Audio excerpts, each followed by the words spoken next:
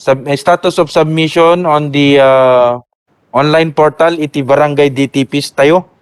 So, ni Buklok 100%, Tagyuman 100%, Tanglas 85.71%, Dolores 0% as of October 29, Lapas 91.67%, Lacub 100%, Lagangilang 41.18%, Lagayan 100%, Langidan 83.33%, Likuan Bahay 100%, Luba 87.5%, Balibkong 100%, Manabu 27.27%, Peñarobia 100%, Pidigan 100%, Pilar, San Lapadan, San Isidro, San Juan, San Quintin 100% amin apo, Tayum 81.82%, Tineg 90%, Tubo and Villaviciosa 100%. So apo, pakitulungan tayo dagiti barangay level to upload their DTP. Yan. So this is as of October 29, no? So if may changes na, magbibigay ulit kami ng tracer sa ating LGUs. By the way, meron pong memorandum si Regional Director to our MLGOs. I-send me later after lunch regarding this matter.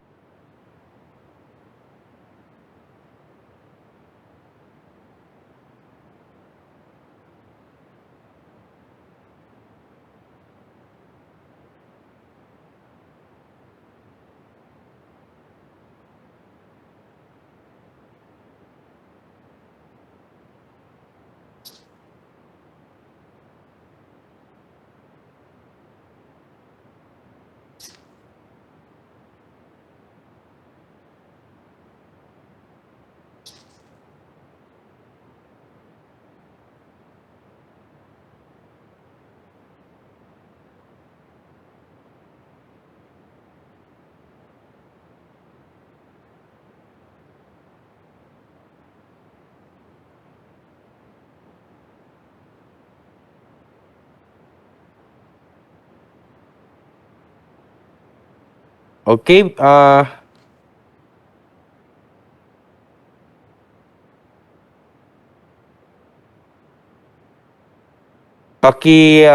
thumbs up naman po if okay po ang ating audio and kung nakikita nyo po ang ating presentation. Kasi may iba hindi daw okay yung audio. Okay, so thank you sa mga nagka-thumbs up. Okay. So, by the way, I shared the link for the presentation materials and forms sa ating chat box. Paki-check na lang po. Kung ma-access po natin, please give feedback. Okay, so dumako na po tayo sa ating main topic for today. Ito po yung ating organizational structure or the component for organizational structure and staffing pattern po. So at this point, no, ang assumption natin is tapos na po ninyo ang component 1, 2, and 3. So hoping na na-finalize na po natin yung ating component 1, 2, and 3. Lalong-lalo na po yung ating component 3, yung CapDev agenda.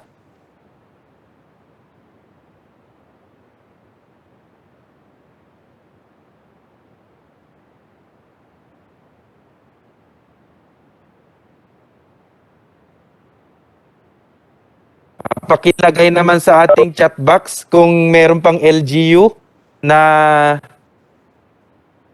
hindi na finalize yung kanilang CapDev agenda. Paki-chat naman sa ating chat box. Sige, ano na lang, baliktadin natin yung tanong. Kung sino na po yung nasa finalization na ng kanilang CapDev agenda. Pakilagay naman po sa chat box yung pangalan ng LGU.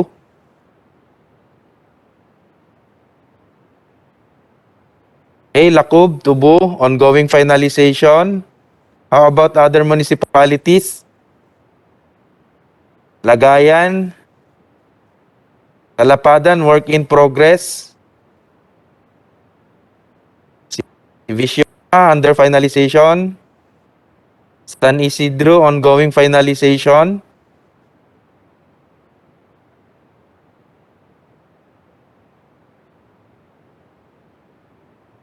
How about other LGUs po? San Quintin, under finalization. Ukay, ongoing.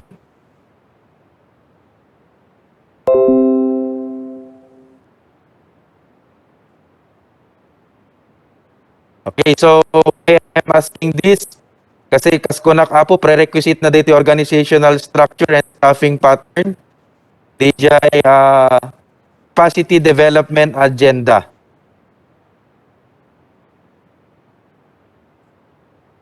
Okay. The organizational and staffing pattern or the component 4 po, this section shall describe the proposed changes, if any, in the OSSP of the provinces, cities, and municipalities to increase their organizational efficiency to fully assume the devolved functions and PPAs to be devolved by the NGAs concerned. So there are two forms that will be used for this component. That is the Annex H, Attachment 4, or the proposed modification to the LGU organizational structure.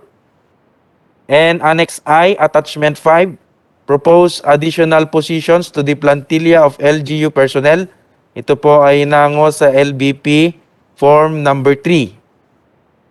So the LGU shall review and propose modifications in their OSSP in reference to their phase assumption of the functions, services, and facilities to be fully devolved. So, based dun sa ating component 2 and component 3, CapDev agenda, i-review ngayon ni local government unit yung ating OSSP, yung modification ng OSSP. So, we encourage the HRMOs, na sila dapat yung mag-consolidate lahat ng mga nakalagay sa component 2, yung mga proposed under dun sa ating resources na nakalagay under the manpower. Nandun yung bawat PPA meron siyang resource or meron siyang human resource requirement, and then dun din sa ating CapDev agenda meron din under the structure. So lahat dapat ng mga proposed creation ay nako-consolidate and ipaprocess natin siya dito sa ating updating ng organizational structure and staffing pattern. Then, for good measure, the review and analysis of the OSP shall be done in conjunction with the capacity assessment for the CapDev agenda. Now, siguro iti question tayo kaskin ni Sir MPDC Tatay, iti ni Sir from Lagangilang. Siguro ang tanong is, sino ang uunahin or priority? So, sabi dito po, dapat po magbase tayo sa capacity assessment under the CapDev agenda. If you remember po, dun sa capacity development agenda, one of the step is the prioritization. The prioritization tool we introduce to you. So mabalin nyo sa rin tools nga digijay in as basis for your decision. No, alin dito ang unahin natin? So we have introduced two tools, no? So pwede nyo pong pwede nyo pong gamitin 'yon. Yung contribution effort quadrant at saka yung prioritization matrix. So bali yung ipadala amin DJ Apo. Then the LGU as a team, as I've said, should decide, no? Although nuhan tayo nga kadwa ti LCEs tayo, at least meron tayong tool na i-introduce sa kanila na ginamit natin to justify kung bakit sila kung yung result ng prioritization, no? Pero kung kasama po natin sila during the workshop, particularly on the prioritization, mas maganda po para right there and then po kasama natin si LCE and other concerned local officials para mas mapadali po. Okay?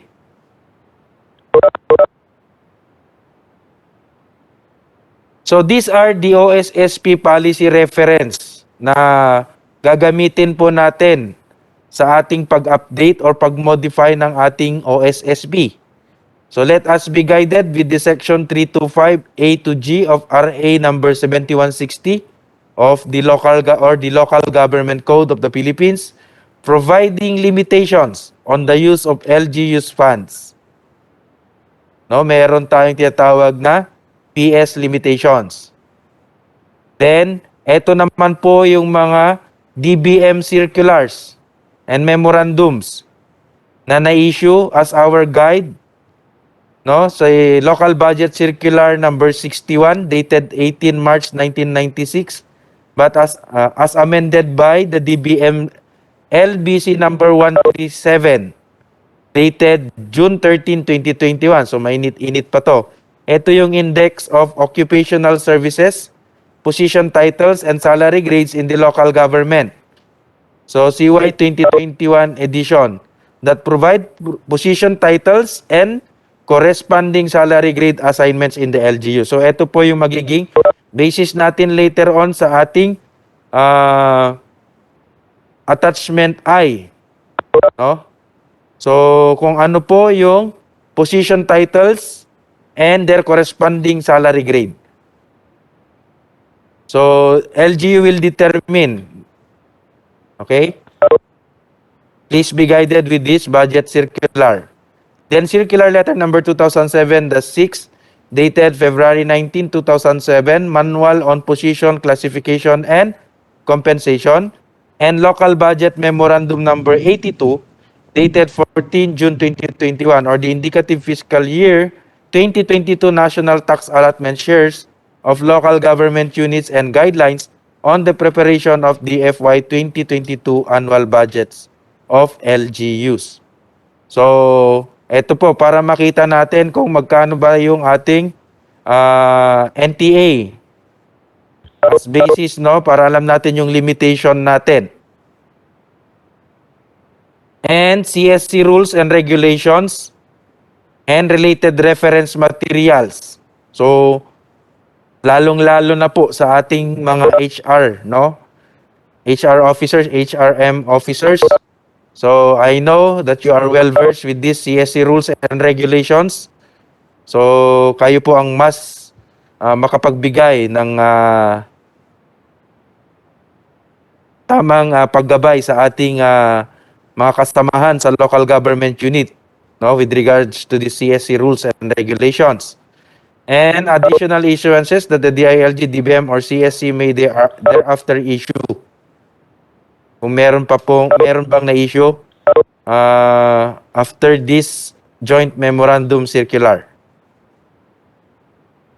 So these are the policy references recap. So we do expect that the Evolution Transition Committee had already reviewed these policy references, or if not, before we proceed with the workshop, dapat po na-review na natin ito.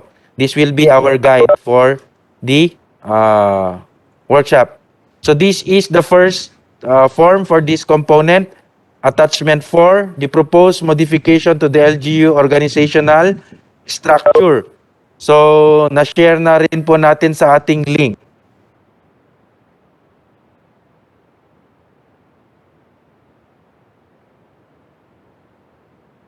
Okay, so blanco po ito. Ag-drawing tayo apoy, drawing tayo di organizational structure per office. No, this is per office apo. So i-draw tayo DJ organizational current. So no kumada kanya tayo di current organizational structure tayo. Isuti basis tayo and then i-update tayo lang yung proposed modification. So dito yan apo, ag-decide tayo. No, anya digay propose tayo nga modification di organizational structure. Kasi for I know, mai-submit dito ijay civil service, no? Yan. So this will be prepared by the HRMO. Although this is per office, ang magpe-prepare pa rin ay si HRMO. Then reviewed by the local administrator or the HRMO office, head ng HRM office, or approved by the local chief executive.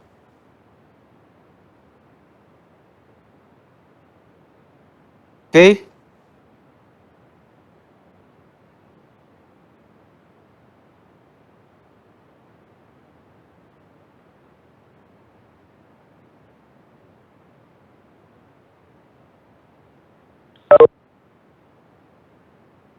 So kung nanadtoy apo ay antibaba na, di footnote na, when LGUs made changes, or example, created new positions in their staffing pattern as a result of full devolution, the LGUs have to submit the following. Their staffing pattern prior to EO number 138 series of 2021. So nga kung nagtatay, masapol tayo di ay before, no? Then the addendum which contains the information on the additional positions created. Kung ano yung mga addendum natin. So, ang sample po na ginawa sa LGU Malungon, ganito po siya. So, yung mga nakulayan ng green, these are the MSWDO existing plantilla positions. Yung mga nakulayan ng yellow, these are the proposed plantilla positions. And yung mga naka-pink, these are proposed Mandanas ruling plantilla positions.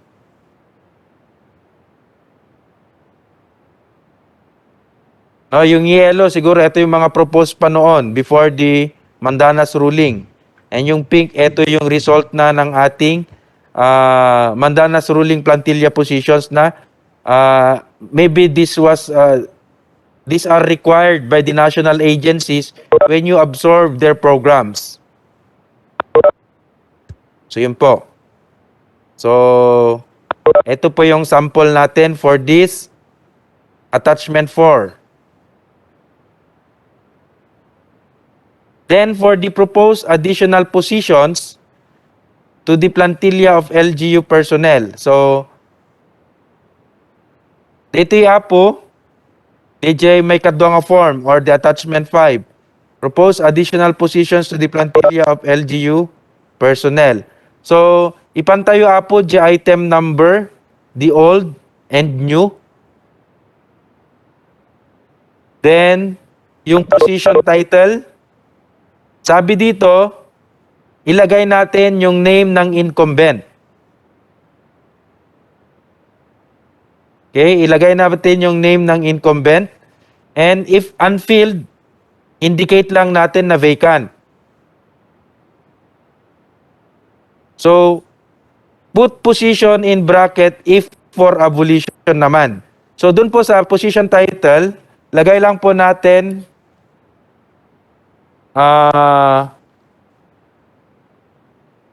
if the position is proposed for abolition, paste the position title inside the bracket.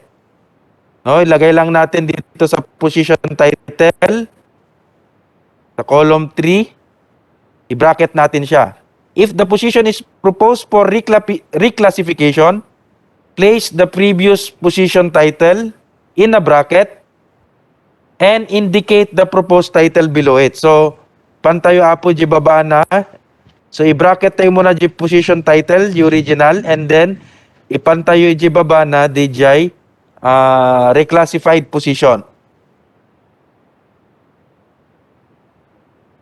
Okay? So, sa ating column 5 and 6, indicate the current salary grade step or salary grade or step and the corresponding rate per annum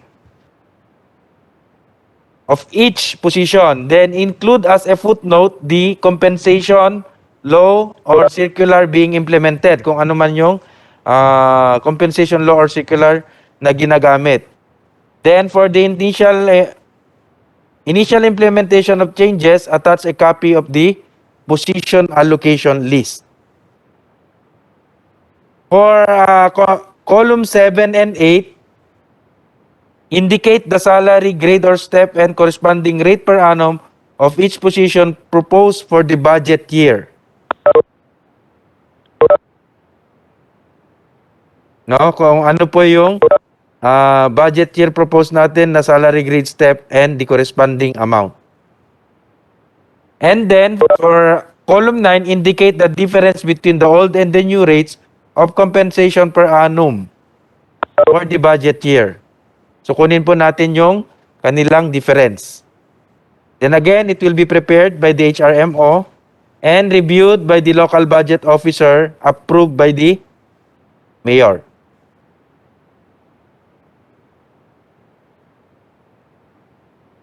So, anyway, nandun po sa ating form po yung instruction natin. Mayroon pong additional instructions. Prepare the same form for each local economic enterprise or public utility. So, the LGUs apo nga dati economic enterprises na or public utility such as siguro the water system no dati separate na organization nga manage kanyada. So, ieramidan tayo aputi kastoy na. No?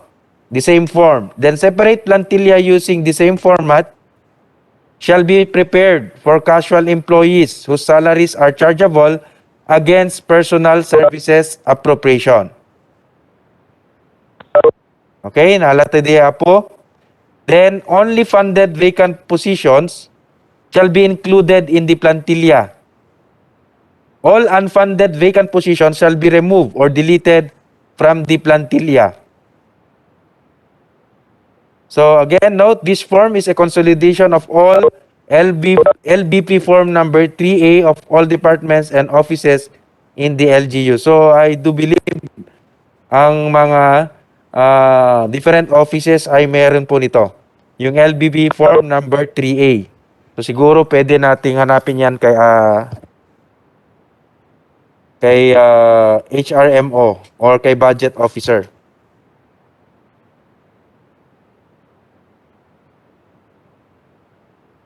So ito po yung sample.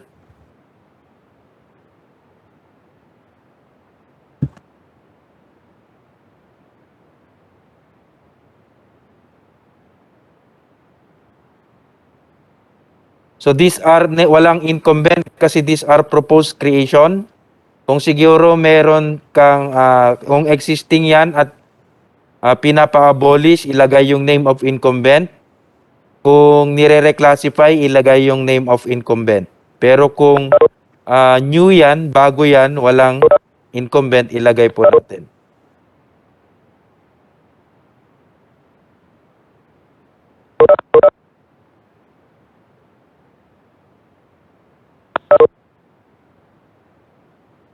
So for the outline ng ating DTP for section 4, so per section po or per component meron po siyang narrative, no? Meron po siyang ilalagay na narrative discussion doon. So dito sa section 4, LGUs shall explain the specific changes in the organization and the functional description of the new office or units kung meron man, and attach their existing organizational structure. And the addendum indicating attachment 4, Annex H. No, yun yung organizational structure modified. LGU shall also submit their existing staffing pattern, attachment 5, and the addendum indicating the additional positions created if there are any, and a short explanation on the additional personnel requirements. So take note, i-explain, i-justify tayo, apay nga masapul tayo digijay nga proposed creation or additional personnel requirements. So tips or reminders, TWG can be created to support the LGU Devolution Transition Committee. So mabalin actually nga create tayo the technical working group for this one. No, or even digiti imuna nga components and other components. Remember to meaningfully involve the members of the LGU Devolution Transition Committee who are not organic to the LGU. For example, the Liga ng mga Barangay President, CSO, and POs who are members of the Local Development Council or the BDC, because i-adapt danto apo, no? So danto mo dito yung amin DTP, digiti pantay ti DTP, ma-integrate mo lang apo diyan ti development plans tayo. Ket dagito yung tattao ngayon nga na-mention ket parte danto mat lang apo nga decide. No? So danto mat lang ti maysa kadagiti ag-decide. Kadagiti impantay ti devolution transition plan. So for this component, that would be all apo. Kadagijay ongoing ti enhancement na. So hopefully through this discussion na refresh tayo or nalawlawagan tayo pay before we proceed with the workshop, no, dadagiti question clarifications. So merong tanong dito ang LGU San Isidro, if sir, I would like to inquire if there is a new guidelines for the existing DOH nurses within the LGU to be fully devolved irrespective of their numbers, including their budgetary requirements. So sorry ma'am, as of now, we don't have any update regarding this matter. Siguro we suggest na makipag-coordinate tayo directly with the DOH regarding their status, whether they will be part of the devolved programs of the DOH. Pero parang nung presentation may ganun na discussion, but with the kung may finality na yon, or kasi subject for approval pa yan ng DBM, as of this moment ma'am, we don't have any update, but we will get you ano po ma'am, we will get update from the DOH. We will refer this concern to our counterparts from the DOH.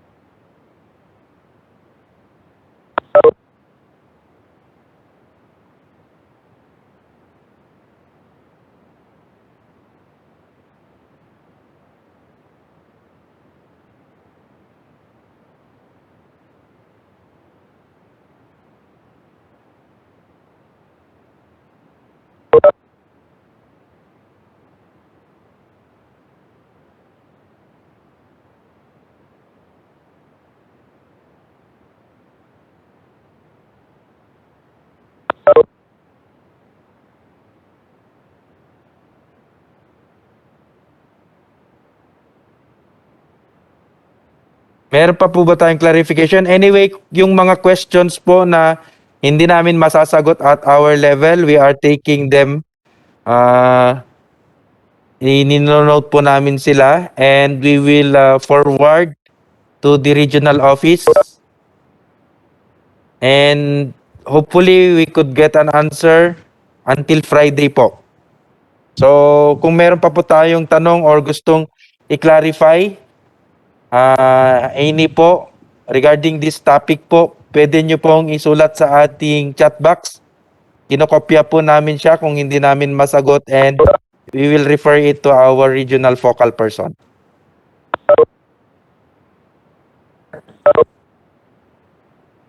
Sir,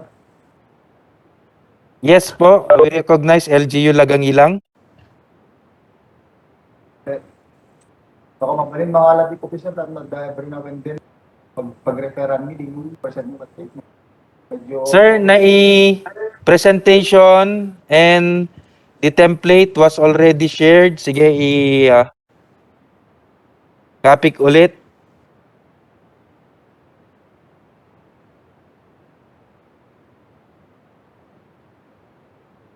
So, reposted ulit yung link po natin sa ating chat box for the presentation materials and forms as your basis. medyo Sige, sir. Meron pa po ba tayong clarification? Question? So, I hope andito yung makasama natin ng mga HRMOs, no, to guide us in the workshop, and our budget officers. Kasi sila yung pinaka-concern dito po.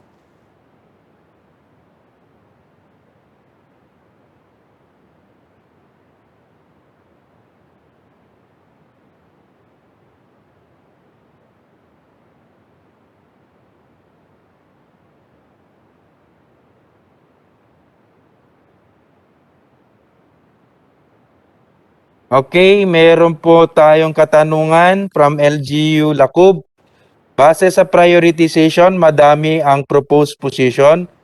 Pag di po ba ma-create lahat dahil sa PS Cap, may sanction po ba? I believe wala po yata, sir.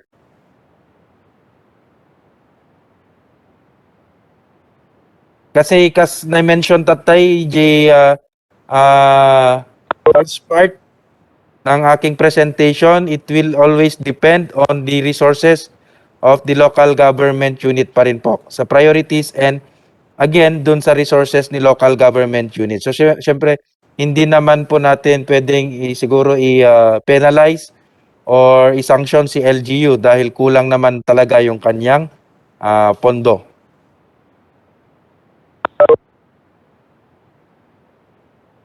And wala pa po, during our orientation, meron kasing proposal from the LGUs for the DBM to allow na sana meron silang issue na circular for the exemption sa PS Cap nitong mga devolved na mga yung mga positions, no? So as of now po, wala pa pong binababa yata ang DBM na circular for the exemption ng PS Cap in lieu of this EO 138 po.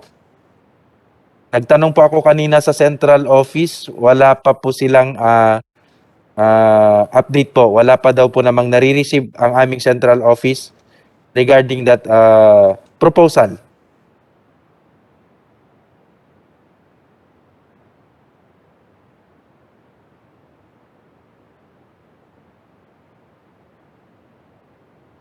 Meron pa po ba?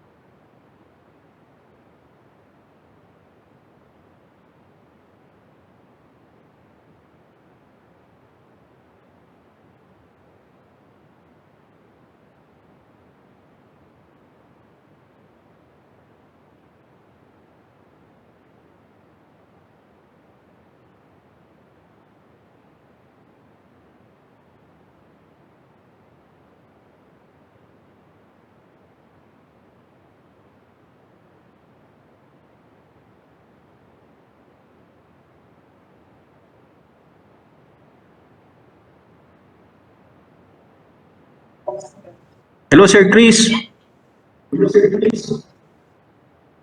Ah, ano naman mga dyan?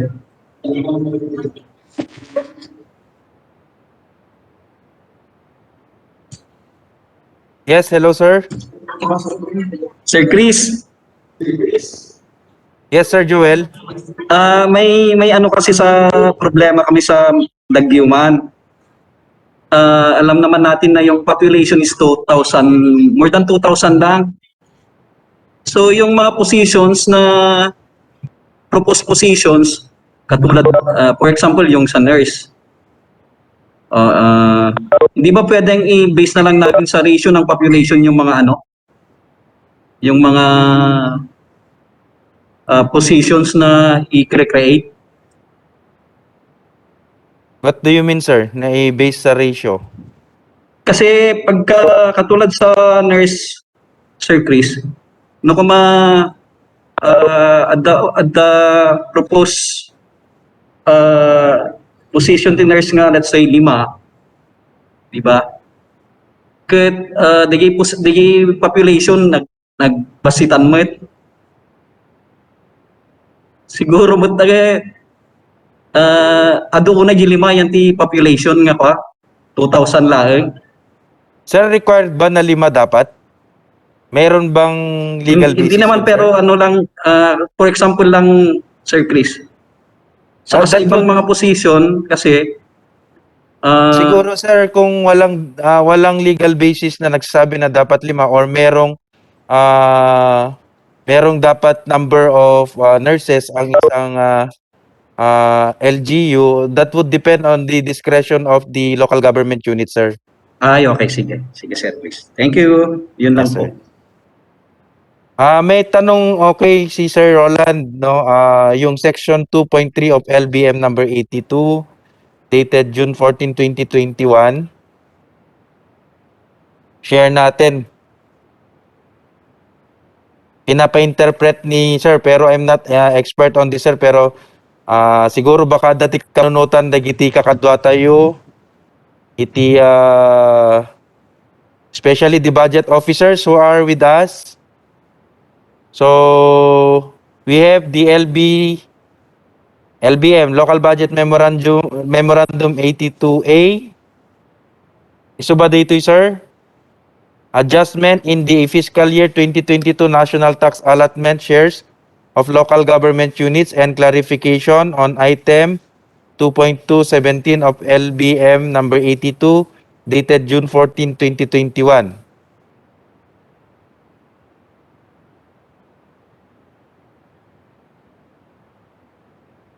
So ang nakalagay dito sa 2.3,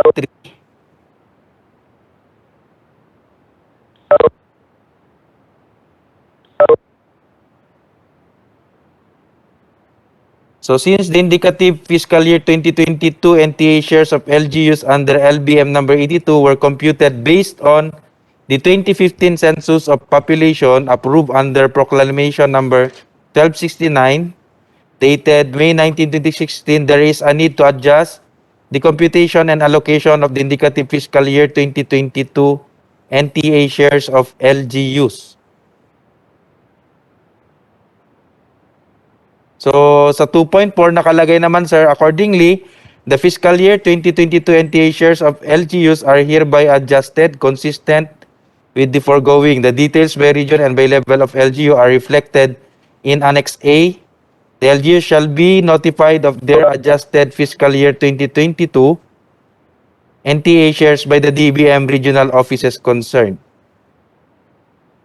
So, meron na po ba na-receive ang ating mga budget officer regarding this matter?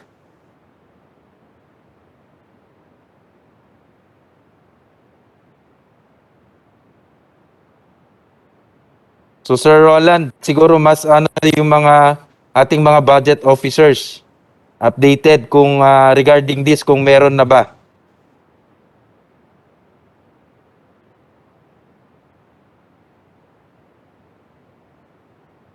So ang pagkaintindi ko dito may adjustment po kasi 2015 census ang ginamit sa yung initial, no, yung LBM number 82 sa NTA.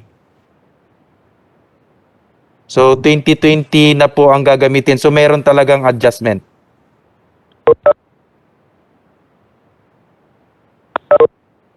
So siguro sir, iano natin sa budget officer natin kung meron ng update regarding this.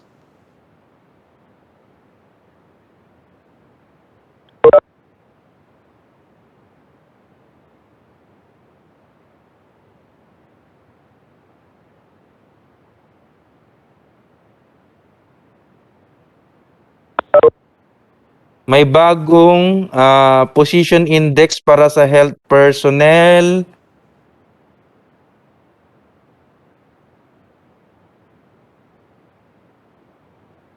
Okay, so siguro I will sa nagtatanong kung mayroong bagong position index, i-refer ko kayo dito sa LBC number 137 dated June 13, 2021.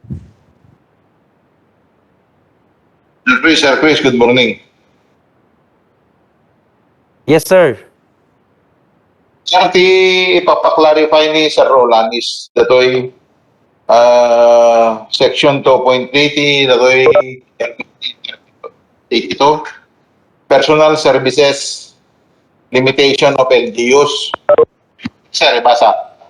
To enable the LGUs to pursue organizational and staffing changes in view of the full devolution of functions and services pursuant to EO number 138, the enforcement of PS limitation under section 325A and 331B of RA number 7160 will be proposed by the DBM to be waived for the LGUs hiring of additional personnel manpower who will implement the devolved services and functions. Nevertheless, it is emphasized that said proposal will be included in the FY 2022 National Expenditure Program, which shall be subject to budget authorization legislation by Congress. Inyo damdamag ko, sir?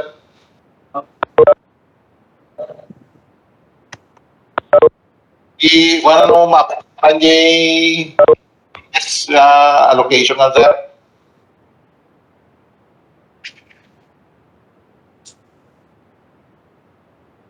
Agora, sir, i-access ko pa eh.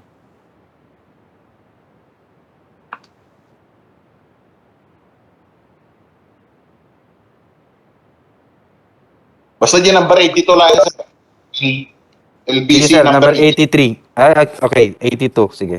Sir.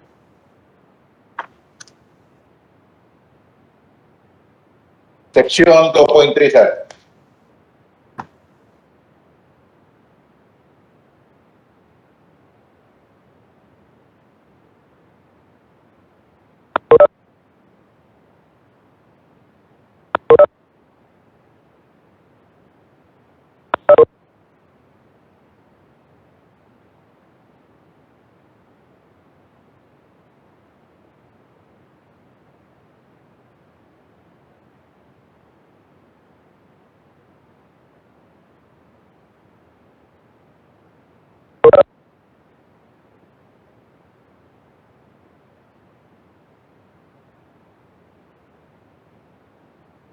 Sir, ang nakalagay kasi doon will be proposed.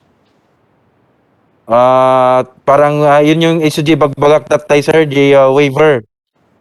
Siguro isu di kung kunada nga di concern tatay ni sir nga bagbagati national agencies nga nayon latta pero punduan to the national government but it will be included in the national expenditure program. So meaning to say pay kasiguraduhan na kasi depende apo no anya iti aprobaran iti kongreso.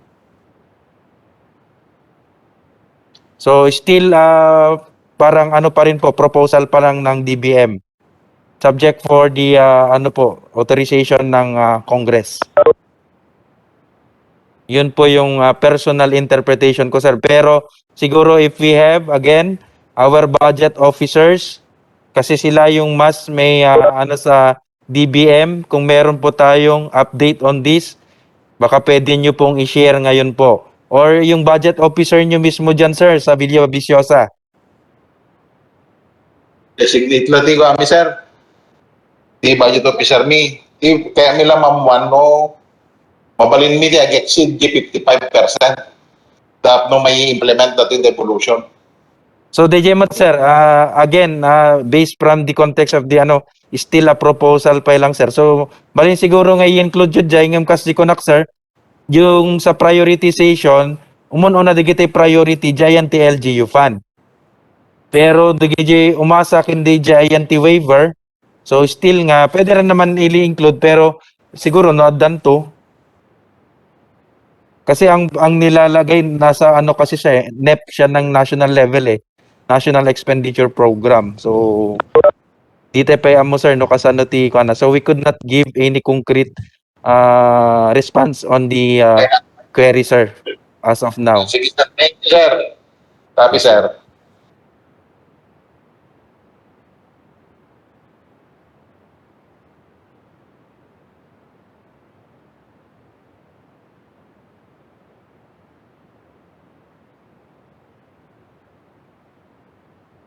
Okay, so yung query ni Likwan ba ay ganun din, related din. So ibig sabihin pag wala ibababa ang DBM, wala po magagawa ang LGU sa mga proposed position, lalo pat exceed ang PS po ang LGU. So yun po yung sa tingin ko rin, sir. So antayin lang muna natin yung ng DBM. Guidance ng DBM regarding this yung mga hindi makover ng ating PS fund. So we will again raise this concern po sa ating regional office and sa central office po kung may update na. So we'll give you siguro by Friday kung meron pong update sa mga concerns na yan.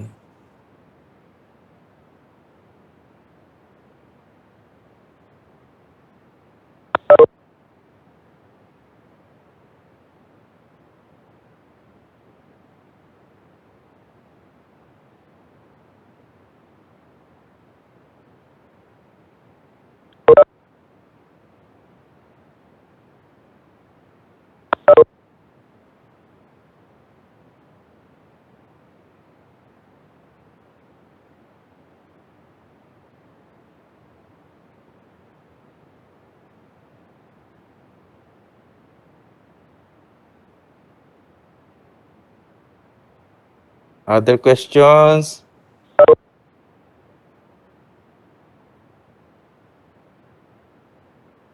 Since kasama ang DTP at CapDev,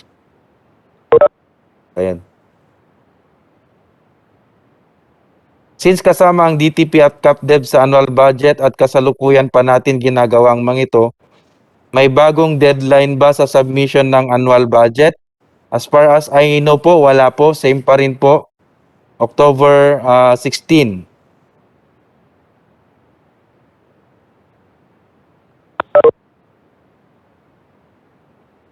So, pero meron yatang update regarding dun sa DTP at CapDev as an attachment of the annual budget. If I'm not mistaken, yun yata yung na-share ko kanina. Yung 82A.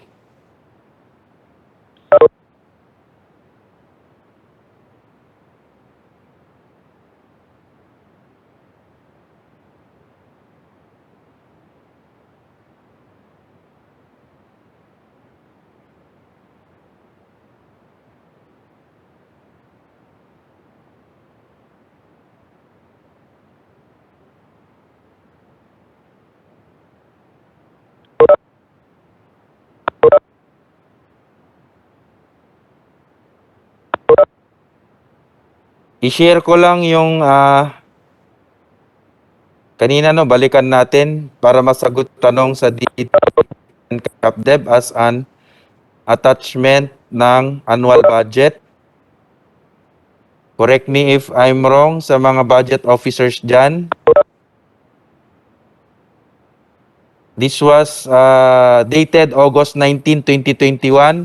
Ito yung amendment din sa LBM uh, 82, yung sinasabi ni Sir Roland kanina. So, 82A, yung title is Adjustment in the FY 2022 National Tax Allotment, Shares of Local Government Units, and Clarification on Item 2.2.17 of Local Budget Memorandum number 82 dated June 14, 2021. So, proceed tayo sa clarification on item 2.2.17 of LBM number 82. Under item 2.2.17 of LBM number 80, the local chief executives of provinces, cities, and municipalities shall prepare and submit to the local sanggunian concerned for budget authorization purposes the local expenditure program together with, among others, the annual investment program duly approved by the sanggunian through a resolution which is supported by, among others, the LGU-DTP. 3.2, considering the timeline on the preparation and submission of the LGU-DTP under DBM DILG JMC number 2021-1, the LCE shall not be mandatorily required to include the LGU-DTP as part of the supporting documents of the AIP and the LEP to be submitted to the local sanggunian for budget authorization purposes. However, in case the LGU has already prepared and approved its LGU-DTP, the same may be part of the supporting documents of the AIP and LEP to be submitted by the LCE to the local sanggunian. So 3.3, all LGUs are hereby enjoined to strictly observe and follow the guidelines and timelines prescribed under DBM DILG JMC number 2021-1 for the preparation and submission of their respective LGU DTPs. So yun po yung nakalagay yung sa clarification under 3.0 po. So I hope na clarify tayo doon sa concern natin ni Sir Dominador Pudol.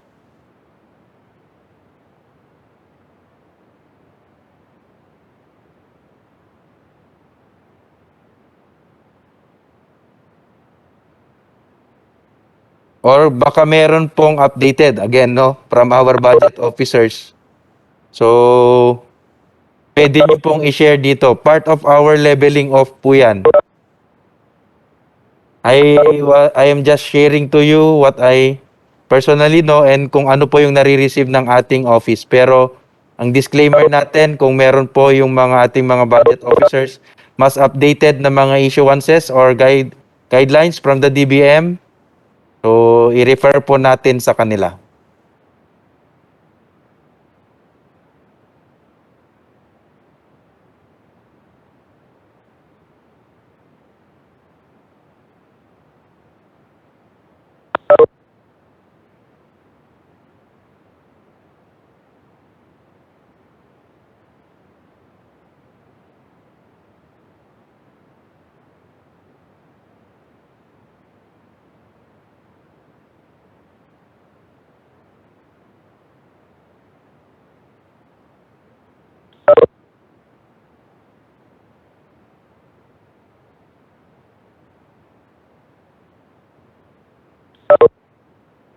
On sound mo, sir.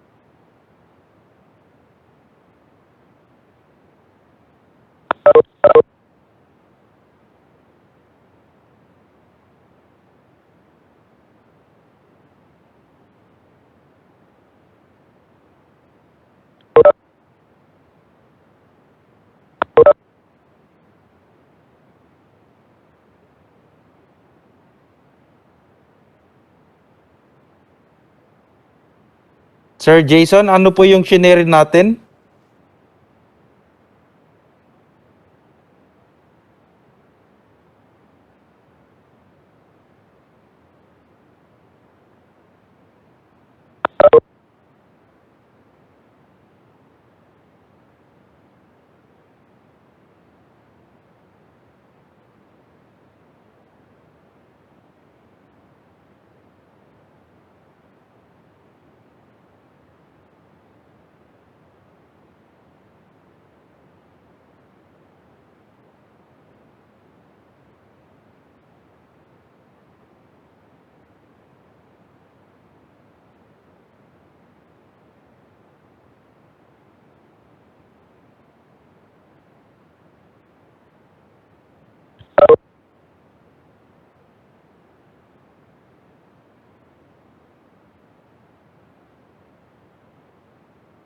Okay, oo, draft po ito ng National Expenditure Program. So, nasa Congress pa lang po ito.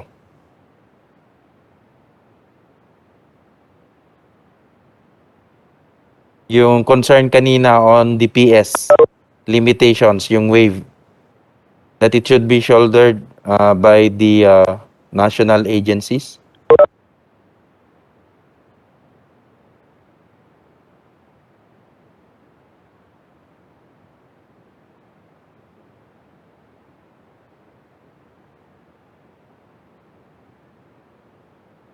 Okay, meron pa ba tayong concern? So, may na-share po si Sir Jason, pero this is still a draft National Expenditure Program.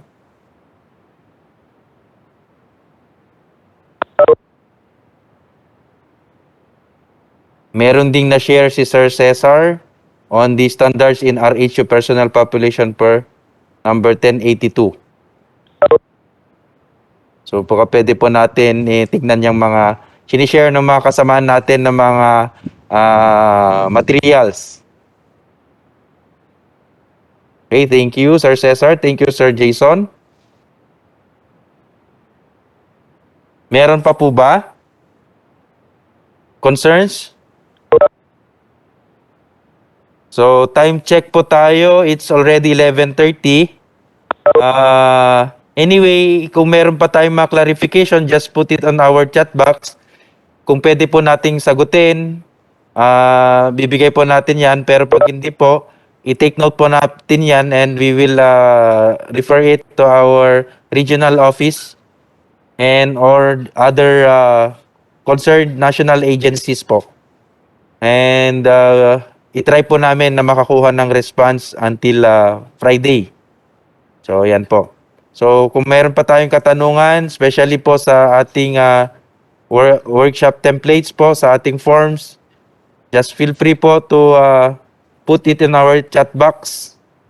Or kung mahirapan naman tayo, pwede pong mag-unmute later on this afternoon po before we proceed sa ating next bukas. So, ayusin muna natin siguro. I-settle natin, mag-level off po tayo.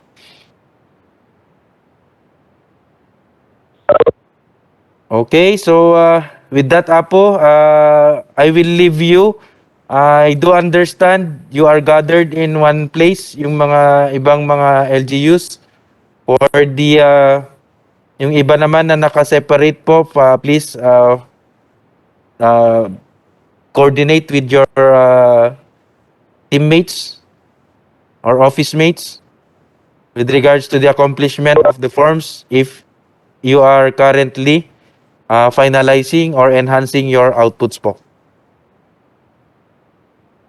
So, we'll be back at 3 o'clock po for the presentation. Para po, ang goal natin is para makita natin, hindi man lahat makapag-present, at least po, kapag inadalan tayo amin, DJ, the JNT form tayo po.